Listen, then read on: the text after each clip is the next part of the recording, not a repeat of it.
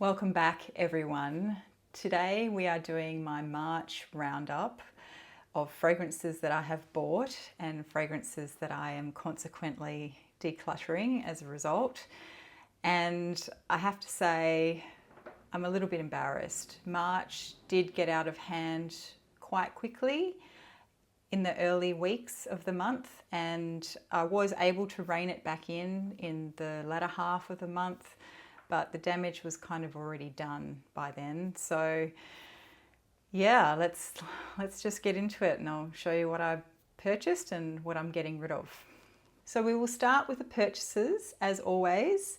The first one is called Santal Spirit. This is from an Australian store called the Australian Sandalwood Shop, I think. In any case, they stock a lot of Australian sandalwood products. And this was recommended to me by someone that I have befriended on Instagram. I sent him a sample of Sandalwood Temple, which you all know is a big favourite of mine. And he is a big sandalwood fan, and he didn't particularly like that fragrance. And he also didn't think that there was that much sandalwood in it, which I guess I agree. I mean, it is called Sandalwood Temple and there is sandalwood in it, but there are other things in there as well, and it is a bit sweet and that sort of thing. So it is definitely a very feminine kind of sandalwood, I suppose. And but he was saying that actually the most wood that he detected in that fragrance was cedar, which got me to thinking that maybe I still haven't quite mastered the art of detecting sandalwood in fragrances. And I just talked about this on a live stream with Amina and Chris and Camille from Making a Stink this morning. I find it pretty hard to detect sandalwood as sandalwood in a fragrance. I have lots of sandalwood products. I have lots of sandalwood oils from different regions, and I can detect the differences in those sandalwood products. But when sandalwood is in a perfume, for me, I find it actually pretty hard to say, oh, that's sandalwood. So in any case, he had also on his Instagram posted about this fragrance and recommended it as a really great sandalwood. So I thought, well, I'm going to go and get this one and have a smell of it. And it's relatively inexpensive. This is a 100 ml bottle, and I think I paid about $70 or $80 for it, Australian. So I figured it was a fairly safe buy, because I figured even if I didn't like it, it wasn't, breaking the bank or anything. As it turns out, I don't mind it. It's probably not my favorite fragrance. I'm going to put it on my skin because I haven't got anything on yet today. It's quite zingy, actually, for what I expected. I have had other fragrances from this store before in just little 10 ml vials, different sort of sandalwood blends, I guess you could say. And the one thing that did kind of jump out at me was the fact that sandalwood, and it could be an Australian sandalwood thing, to me smells almost like, it has a bit of a bug spray vibe, which I know a lot of people refer to that sort of aesthetic as being associated with some ouds. So I wouldn't be surprised if sandalwood, and I haven't researched this at all, but I wouldn't be surprised if sandalwood is actually used in, insect repellent type products, because it does kind of have that similar, I don't know, there's just something about it that has that kind of vibe. But this is not that bug spray-ish compared to other ones that I've had from this store. It's quite spicy. I feel like it's a bit peppery in the top, and then it is very creamy in the dry down, and it just smells woody. So it is very nice. I think it'll work really nice probably in the warmer months as opposed to the winter months, which we are coming into now. But I am not unhappy with this purchase.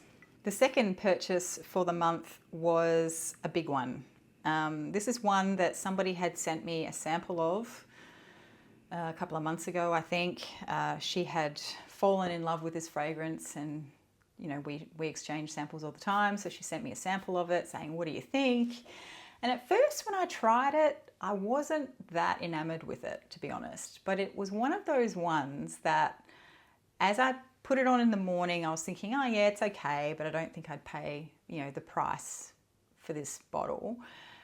And then as the day wore on, I just kept going back to it, and I kept getting whiffs of it, and I was thinking, wow, I'm really liking this fragrance. I'm really enjoying wearing this fragrance. More so than I had thought I would just by smelling it in the morning. And then I went through the whole sample that she sent me, which was quite a generous sample. I think it was about 2 mils. And I decided that I would bite the bullet and buy the bottle. And I'm almost embarrassed to show this because I have been trying so hard to be much more, I guess, reasonable with my money and smart. Having said that, I'm really loving this fragrance and I've been wearing it a lot.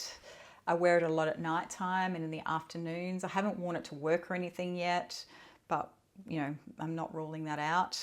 But in any case, it is I don't know if it's Shunkoin or Shunkoin from Xerjoff. It's part of their Join the Club collection. And to me, what this smelled like when I first tried it reminded me of Tonka Imperial mixed with Cashmere by Vicanto, because it sort of has that Tonka vibe to it, but it also has this sort of cashmere and wood, and I don't think the notes list cashmere and wood, but it kind of has that comforting soft wood smell that cashmere woods have, and that is what this reminds me of. It's kind of like a mix of both of those things, although it's not just that. There's so much more going on in this fragrance. It's quite complex. I still haven't really got my head around it, but suffice to say, I love it. And while I feel a bit icky about having paid full retail for this fragrance, which I don't do very often anymore, I do really love it. So I can't feel bad about it. All right, the next two are little 10 ml vials, and they're actually fragrance oils, which I bought direct from the perfumer. I can buy these perfumes or the perfumes from this house here in Australia, but the one that I wanted was sold out, so I decided to just buy the oil from the perfumer whilst I wait for the perfumery to restock the perfume here. And the perfume in question is Sex and Jasmine by Libertine Fragrances. Have I spoken about this before? I can't remember. This is just a really beautiful jasmine. In fact, it reminds me a lot of a jasmine oil that I bought in Morocco. So it is a very true kind of jasmine, but it has kind of a bit of a noirness to it, I suppose, and it does have a little bit more of just a hint of sexy vibe to it. So I think it's aptly named. I had a sample of the perfume of this fragrance a while back, and I really, really enjoyed it. And I think I was getting this confused because I also had a sample of Jasmine a Cigarette, which I can't remember who makes that. And that's another one that I really enjoyed. It's sort of got that sort of sexy, kind of smoky vibe going on. But this is quite different from that one, and I think I like this one more. Although, having said that, now that I have the oil, I don't know if I need to necessarily go out and buy the perfume. So anyway, that is that one. The next one, also from Libertine Fragrance, is, and I know I'm gonna butcher this, and I'm sorry, Fan de Siecle or Siecle, I don't know. Anyway, I'll put it up on the screen as I always do. But this one, the notes really appealed to me, and I really like this. It's kind of green. There's supposed to be rose in here, but I wouldn't necessarily, I don't know if I'd call this primarily a rose fragrance. I haven't really had enough time with it on the skin yet, I don't think. But it's very green, kind of mossy. There's kind of something almost fruity in there as well in the opening. But I remember when this dried down, I put this on my skin the other day, and I remember when it dried down, it almost had a vintage kind of barbershop-y kind of vibe to it, which was interesting because I don't think it's classified as a fougere or anything, but it just had a kind of masculine bent to it, and it was really creamy, I remember. So yeah, but it's also that opening is so green and crisp and sort of fruity. I really like it. I need to spend more time with it, obviously. I've literally had it 2 days. So it took a while for them to arrive. So they were the Libertine fragrances purchases. The next one was actually a purchase I made because of a subscriber. Had suggested this in the comments of, I think, my roses fragrances video, and they had said that this was one of their favorites and that no one ever talked about it. Although I think when I searched for it, quite a few people have talked about this particular fragrance. This is called, I should show it to you first. This is called Diva, and the house is called Emmanuel Ungaro. I'm pretty sure I butchered that, sorry. But the perfumer behind this is Jacques Polge, and it's kind of I want to say, it smelled quite aldehydic to me, but it's like a soapy rose fragrance. It's very 90s smelling, and I think it has carnation in there as well, which I'm starting to learn. I bought some samples from DSH, and I bought the Carnation collection, and I'm starting to, having smelled a few of those now, I'm starting to get an understanding of what the Carnation Accord smells like in fragrances. So I feel like I get that. There's ylang ylang. It's quite a heady fragrance. It has a vintagey kind of vibe to it. There's oak moss and civet, and I really enjoy it. And it's one of those fragrances that to me smells quite familiar because I feel like people would have been wearing this a lot when I was a child. And it's a relative cheapie too. I think I bought this 50ml bottle for less than $40. So, and I'm not unhappy with this purchase. I feel like this slots in really nicely with the other fragrances that I have that, you know, a little bit more old worldy, a little bit more vintage smelling, but this definitely does kind of have that sort of 80s, 90s kind of bent to it. So anyway, I'm really happy with this, and I just love the bottle. I mean, it's stunning. Next up, we have a bit of a rash purchase. I had a sample of this a while ago and I didn't dislike it. I thought it was quite interesting. And then a friend of mine was selling this bottle heavily discounted, despite the fact that it looks like she's merely spritzed it a couple of times. I think I've worn it more than she did already, and I've only had it a couple of weeks. This is La Participe Passé by Serge Lutens. This one is really interesting.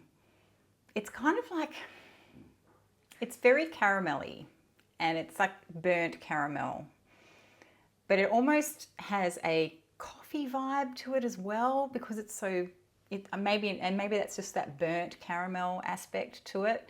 It's very spicy. It's got cumin and stuff in it as well. I can't remember all the notes, but you can go look those up if you're interested. The thing that I like about this fragrance, and I think the thing that made it resonate with me, was that it reminds me for some reason of my time in New York. A few years ago, I was made redundant from my job, and between starting my new job, or in fact, I think I was still negotiating my new job, but I just decided to pack up for a couple of weeks and ship myself off to New York because I thought, I don't have anything to do, now's the time to do it. And for some reason, when I smelled this for the second time, all of these memories just started flooding back of my time in New York a few years ago. And for that reason, I can't not love it. It reminds me, I think it's the caramel vibe, but it reminds me of the smell of coffee and pancakes and maple syrup. I don't know why I associate that with the smell of New York, but I guess because wherever I went in New York, I could smell donuts and pancakes and coffee. So along with a lot of other things that are probably less pleasant than that, but for some reason, those are the sort of things, those are the sort of smells that stuck in my mind as being reminiscent of how New York or Manhattan in particular smelled to me. So for that reason, I really love this. Although I have worn it 3 times since I've had it, and I have to say I don't necessarily love it that much on me as a perfume as I do just smelling it out of the bottle. So there's probably a good chance I may just take a decant of this and then on-sell it, but I really do enjoy this one for the scent, for the feelings that it brings back and the scent memories. And the last one for the month of March is a special purchase. And this is Patou vintage bottle of Joy. It's only a little mini, I think it's a 5 ml bottle. It might be bigger than that actually, it might be a 7.5. But yeah, it's a little sealed bottle. Sorry, you can't see that very well. And my Monstera is causing all sorts of problems with the reflections. But that is Joy by Patou. And it's sealed and I haven't opened it yet because I'm scared to. And I know that I should just open it and enjoy it. But I kind of have a plan for this fragrance, and I don't want to open it too soon because I don't know if, even though it's vintage and it's old and it's lasted this long, but I don't know if suddenly exposing it to air will, you know, cause it to deteriorate really quickly. So I'm just holding on to it for now, but I probably will crack the seal in the not too distant future because I'm so curious to smell this, because I didn't love the modern formulation. Although having said that, I think my tastes have vastly changed since I decluttered that Joy bottle of Joy that I had last year, and so I feel like I probably am going to love this. So they were my new purchases for the month of March. Again, as a low buy year, I feel like March was a bit of a fail. I did have some sort of positive reinforcement from people though, so thank you for that, particularly Tara from the Olfacto Files. She said that when she did her no buy year or her low buy year, I can't remember if it was low buy or no buy, but she said that the month of March was sort of like the hardest month for some reason. So I feel like I'm not alone, and that makes me feel better. And I do feel good in that, you know, even though the first half of March started off quite, you know, rapid fire purchasing, I did manage to cull it right back and really buy nothing for the second half of March. So maybe I'm not doing too badly. So we'll see how we go. I will do my declutters probably in a separate video because I'm noticing I'm nearly almost at the 30-minute mark already. I will probably cut out the rambling. So I'll do a separate video for the declutters. So thank you very much for joining me. Did you buy anything in March? And if you're on a low buy as well, did you find March to be particularly difficult compared to January and February? I'm curious to know. Yeah, otherwise, I will see you in the next one. Bye.